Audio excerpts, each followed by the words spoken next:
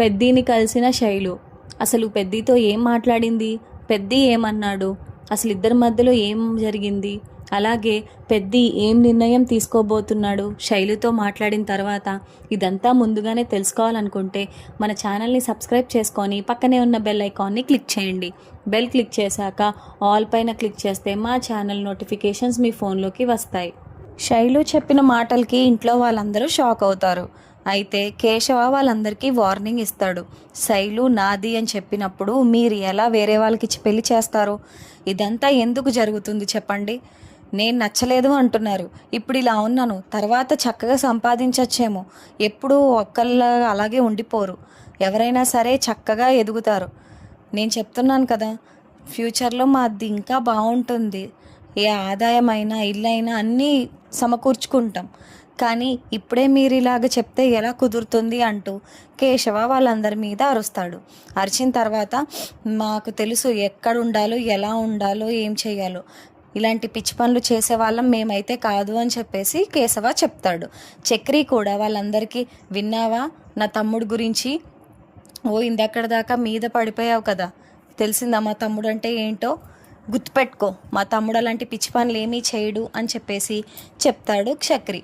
అయితే సరే, ఇప్పుడైనా జాగ్రత్తగా చూసుకోండి, పిచ్చి పనులు ఏమీ చేయకండి మీరు అని చెప్పేసి అంటాడు కేశవ. వెళ్ళిపోతుండగా నువ్వురా అని చెప్పేసి శైలు కేశవ చేపట్టుకొని వెళ్ళిపోతుంది బయటికి.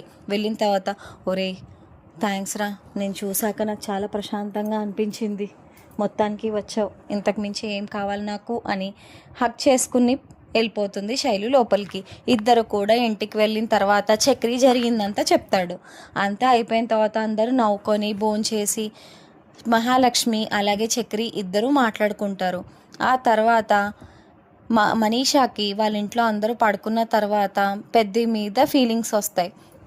తను చాలా మంచివాడు, ఎవరైతే పెద్దని పెళ్లి చేసుకుంటారో తను చాలా అదృష్టవంతురాలు అని చెప్పేసి మహాలక్ష్మి చెప్పిన మాటలు గుర్తుకొస్తాయి మనీషాకి.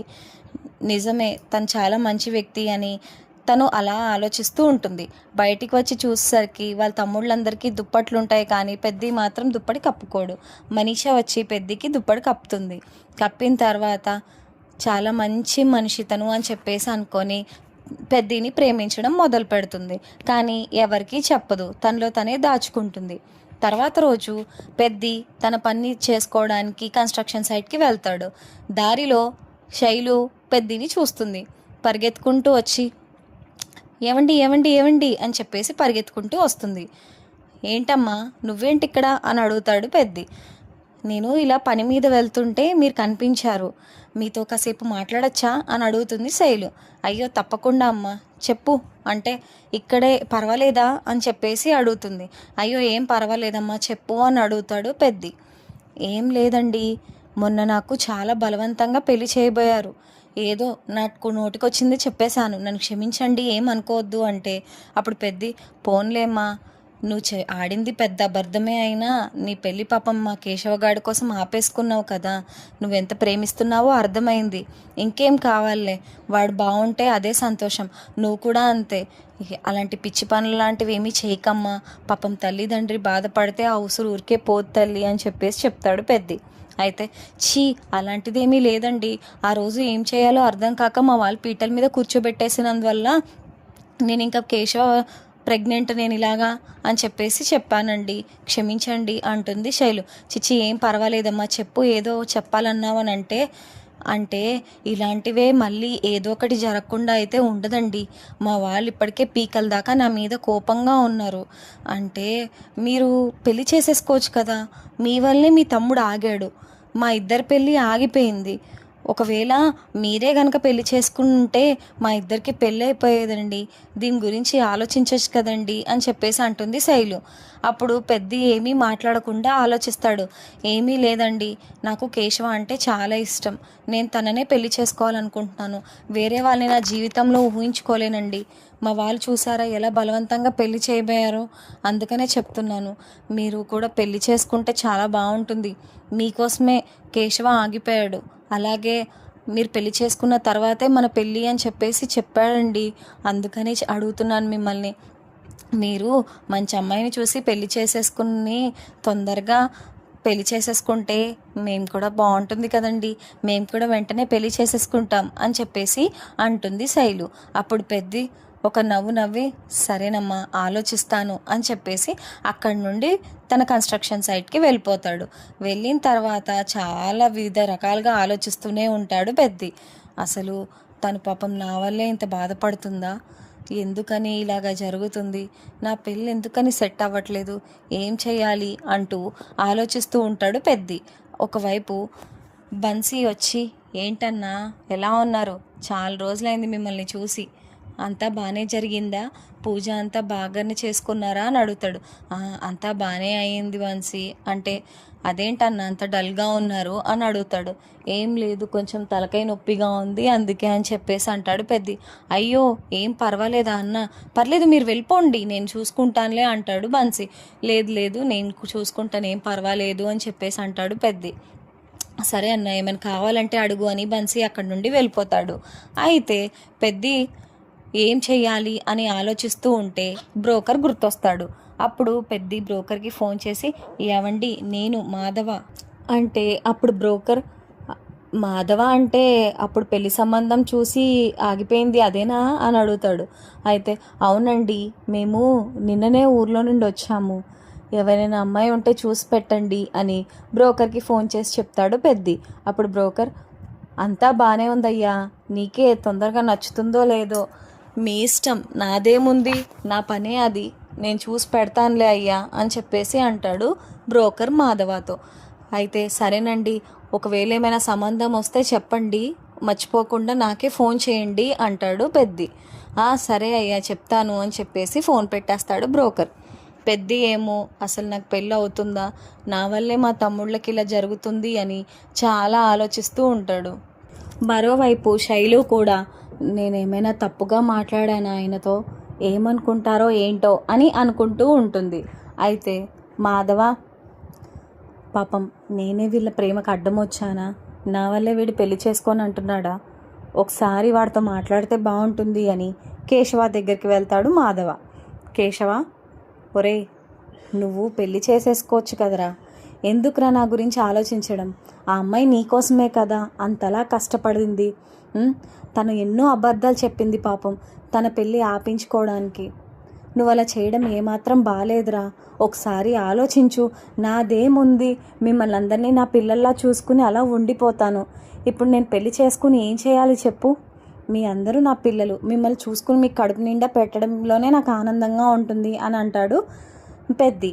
దానికి కేశవ అన్నయ్య ఇన్నాళ్ళు నువ్వు చాలా చేసావు, నీకంటూ తోడుగా నీకంటూ నీడగా ఒక అమ్మాయి ఉంటే ఎంత బాగుంటుంది, మాకందరికీ నాన్న ఉన్నారు, మరి అమ్మ, నీలోనే అమ్మ ప్రేమను కూడా చూసాం కాదనట్లేదు, కానీ నిన్ను ఇంకా ప్రేమగా చూసుకుని నీ తోడుగా ఒక వ్యక్తి ఉంటే ఎంత బాగుంటుంది, ప్లీజ్ అన్నయ్య ఒకసారి ఆలోచించు, మా మా పెళ్ళిదేముంది, అది తర్వాత అయినా ఎప్పుడైనా జరుగుతుంది, కానీ నీ పెళ్ళి చూసే అదృష్టం మాకు కావాలన్నయ్య, నువ్వు ఇలా ఒంటరిగా ఉండడం ఏమాత్రం ఇష్టం లేదు, ఇప్పుడు చక్రి అన్నయ్యకి మహాలక్ష్మి గారు ఉన్నారు, నాకు ఎలాగో శైలు పెళ్ళి చేసుకుంటాం, కన్నగాడికి ఎవరో ఒక అమ్మాయి దొరుకుతుంది, మరి నీకెవరు తోడలేకపోతే మేము నేను ఒంటరిగా ఎలా చూడగలం అన్నయ్య, మనం నలుగురం ఒకటే, నేను కాదనట్లేదు, కానీ నువ్వు అలా ఒంటరిగా ఉండడం మాకేమాత్రం ఇష్టం లేదు, దాని గురించి ఒకసారి ఆలోచిస్తే బాగుంటుంది అన్నయ్య అని చెప్పేసి అంటాడు కేశవ. అదే చెప్తున్నానురా నేను, నువ్వు పెళ్ళి చేసుకుంటే బాగుంటుంది, నువ్వేమో నేను పెళ్ళి చేసుకోను అంటే ఆ పిల్ల చాలా బాధపడుతుంది, అర్థం చేసుకో అని అంటాడు మాధవ. అప్పుడు కేశవ నాకు అవేమీ తెలియదు అన్నయ్య, నీ పెళ్ళి అయిన తర్వాతే నా పెళ్ళి, లేదా నేను కూడా చేసుకోను, అది గుర్తుపెట్టుకో అని చెప్పేసి కేశవ అక్కడి నుండి వెళ్ళిపోతాడు. వీడిని ఏం చెప్పాలో ఏంటో ఏమాత్రం అర్థం కావట్లేదు నాకు, ఏం చెయ్యాలి నేను అని అనుకుంటాడు మాధవ. తర్వాత మహాలక్ష్మి అలాగే చక్రి ఇద్దరు కూడా ఇంక ఈసారి నుంచి మనం అమ్మాయిని చూసేయచ్చండి, పెద్దికి ఒక మంచి అమ్మాయితో పెళ్లి సంబంధం కుదిర్చితే చక్కగా బాగుంటుంది అనిపిస్తుంది, మీరేమంటారు అని అడుగుతుంది మహాలక్ష్మి చక్రిని. నాదేమీ లేదు, అన్నయ్య మంచివాడు కాబట్టి ఒక మంచి అమ్మాయి అన్నయ్యకి వస్తే అంతకు మించి ఆనందం ఏముంటుంది అంటాడు చక్రి. అప్పుడు మహాలక్ష్మి ఖచ్చితంగా చూద్దామండి, కాకపోతే పెద్ది దీనికి ఒప్పుకుంటారో లేదో అని చెప్పేసి అంటుంది మహాలక్ష్మి. ఎందుకు ఒప్పుకోడు? అన్నయ్య ఒప్పుకోకుండా ఉంటాడా? కాకపోతే ఆయన కొంచెం టైం కావాలి. మొన్నటికి మొన్నే కదా సంబంధాలు క్యాన్సిల్ అయిపోయేసరికి అన్నయ్య ఇంట్లోంచే వెళ్ళిపోయాడు. నాకు అది భయంగా ఉంది, అందుకే పెళ్లి గురించి ఎత్తాలంటే కంగారుగా ఉంది అని అంటాడు చక్రి. సరేనండి, ఏదో ఒకటి చేద్దాంలే అని చెప్పేసి అంటుంది మహాలక్ష్మి. అంతా బాగానే ఉంది, కానీ మీరు మా అన్నయ్య గురించి కోరుకోవడం అంతా బాగుంది, కానీ నా గురించి ఎప్పుడు కోరుకుంటారో, నా తోడుగా జీవితాంతం ఉండాలని ఎప్పుడు అనుకుంటారో, అసలు నేను మీ జీవితంలో ఉంటానో లేదో కూడా తెలీదు, కానీ మీరు నా జీవితంలో ఉండాలని నేను మనస్ఫూర్తిగా దేవుణ్ణి కోరుకుంటున్నాను. మీరు ఎప్పుడు నాతోనే ఉండాలి, మన ఇద్దరం భార్యాభర్తలుగా ఉండాలి, మన మధ్యలోకి ఎవరూ రాకూడదు అని చెప్పేసి అనుకుంటూ ఉంటాడు చక్రి. అయితే మహాలక్ష్మి, హలో, ఏం ఆలోచించేస్తున్నారు? ఎందుకని అంత తీక్షణంగా ఆలోచించేస్తున్నారు? ఉన్నారా ఈ భూమి మీదే? ఎక్కడికైనా విహరించారా అని అడుగుతుంది మహాలక్ష్మి. ఎక్కడికి విహరించినా సరే పడేది భూమి మీదే కదండి. ఏం చేస్తాం, అలా అయిపోయింది నా జీవితం అని చెప్పేసి అంటాడు చక్రి. దానికి మహాలక్ష్మి, మీ జీవితానికి ఏమైంది? అంతా బాగానే ఉంది కదా, ఇంకేం చేస్తారు? అంతా బాగుంటే ఇంకేమి, మన పెద్దికి పెళ్లి సంబంధం అన్నీ కుదిరితే మనకే కదండి ప్రశాంతంగా హ్యాపీగా ఉంటాము అని అంటుంది మహాలక్ష్మి. నా ఆలోచన కూడా అదేనండి, అంతా బాగానే ఉంది, కానీ మా అన్నయ్య జీవితంలో ప్రశాంతత ఎప్పుడు ఉంటుందో, మనల్ని చూసుకోవడంతోనే తన జీవితం అంతా సాక్రిఫైస్ చేశాడు, ఇప్పుడు పెళ్ళి అంటే ఏమంటాడు అని చెప్పేసి అని అంటాడు చక్రి. అది కూడా కరెక్టేలేండి, ఏమైనా సరే పెద్దితో మాట్లాడడం చాలా కష్టం ఈ పెళ్ళి గురించి. ఒకవేళ టాపిక్ ఎత్తినా సరే పెద్ది ఏమంటారో ఏంటో, మొన్నటికి మొన్న ఆయన వల్లే ఏదో అయిపోతుంది అని చెప్పేసి వెళ్ళిపోయారు, ఇప్పుడైతే మొత్తానికి ఏం తిడతారో ఏంటో అని చెప్పేసి అంటుంది మహాలక్ష్మి. మా అన్నయ్య మిమ్మల్ని తిట్టడమా? ఊరుకోండి, ఆయన ఏమి తిట్టరు, కానీ కాకపోతే పెళ్లి చేసుకుంటే బాగుంటుంది అని చెప్పేసి అంటాడు చక్రి. అదే కదండి, ఎక్కడుందో ఆ మంచి మనిషికి మంచి భార్య దొరికితే అంతకు మించి సంతోషం ఏమీ లేదులే అని చెప్పేసి అంటుంది మహాలక్ష్మి. ఆ తర్వాత ఈ మాటలన్నీ మనీషా కూడా వింటుంది చాటుగా.